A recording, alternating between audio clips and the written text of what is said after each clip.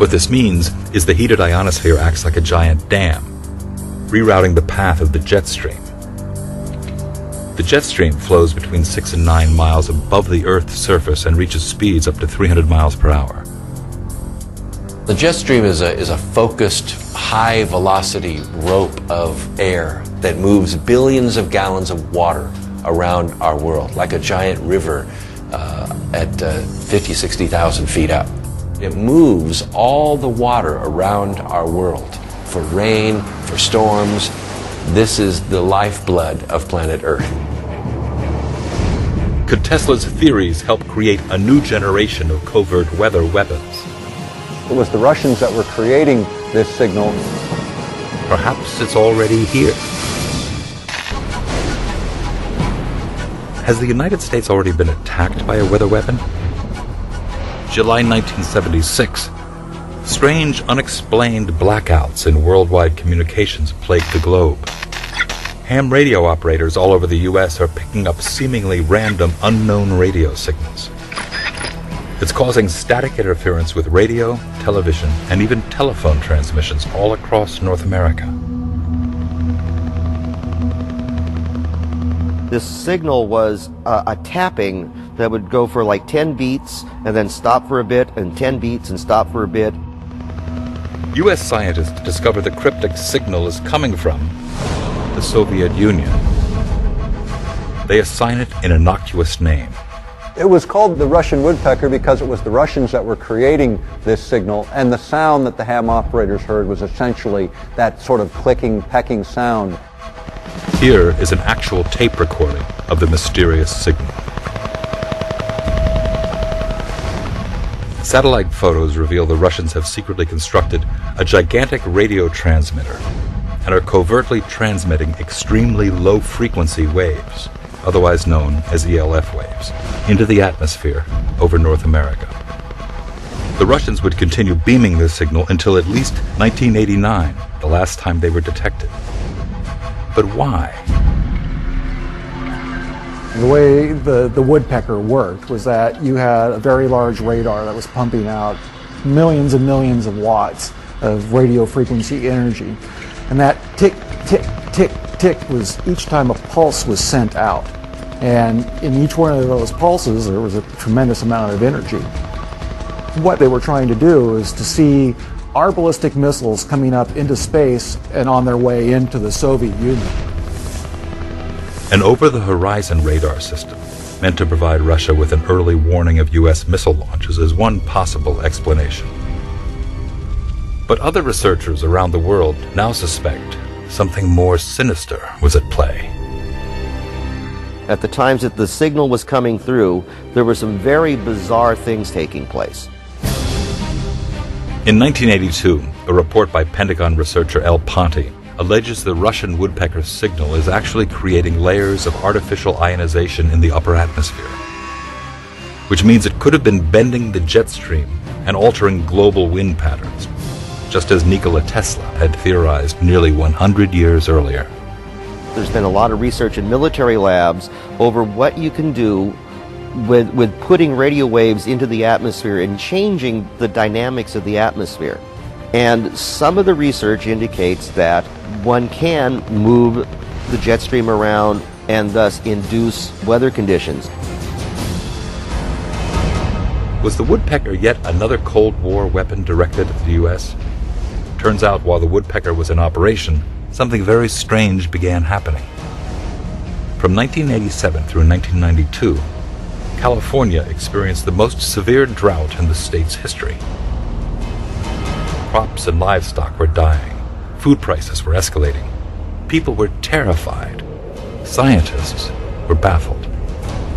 Growing up in Northern California, I remember this drought very well. I remember just how scared everybody was because of how dry it was, how low the humidity was, and how easy the fires were started. It was scary. Some researchers believe the cause of California's drought was a mysteriously stalled high-pressure system 800 miles off the state's coast, blocking the usual flow of moist Pacific air from coming ashore. An extremely unusual atmospheric anomaly. This is the jet stream in the early 1980s. high-altitude winds gently pushing moisture towards the southwestern coast of the United States.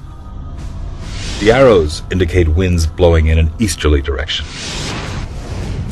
But according to NOAA, the National Oceanic and Atmospheric Administration, between the years of 1988 and 1992, during the California drought, an anomaly occurs in the jet stream. The winds appear to change direction, blowing east to west instead of west to east, indicating the jet stream coming into the west is suddenly much weaker than normal, causing a drought. By 1995, the jet stream returns to normal. The Soviets deny any involvement in weather warfare. Still, believers feel that denial is not surprising. In fact, it's expected. One of the significant elements of weather warfare is the plausible deniability angle to it. You can't really attribute it to anyone at all because you don't know if it's just the weather or if it's some more sinister military application that you're being subjected to. If you can trigger nature to do the work for you, you can raise covert wars, which our country and many others are famous for, and yet have the deniability that goes along with it. Weather experts from NOAA and from the National Weather Service can't explain why the jet stream anomaly occurred. Perhaps it's all just a part of Mother Nature's unpredictable ebbs and flows. Still, it's no coincidence that the United States began building its own mysterious array of antennas in February 1992. They are located in Gakona, Alaska. The project is called HAARP. HAARP is the High Frequency Active Auroral Research Project, originally a joint effort of the Air Force and Navy in cooperation with a number of academic institutions. It is today the world's largest radio broadcasting station, but it's not designed to broadcast for human ears. It uses a unique patented ability to focus the energy coming out of the antenna field and injects that energy into a spot at the very top of the atmosphere in a region called the ionosphere.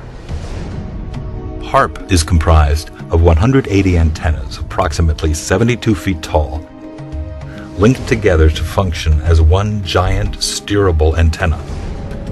Steerable because it can aim millions of watts of ELF waves into one tiny patch of the atmosphere.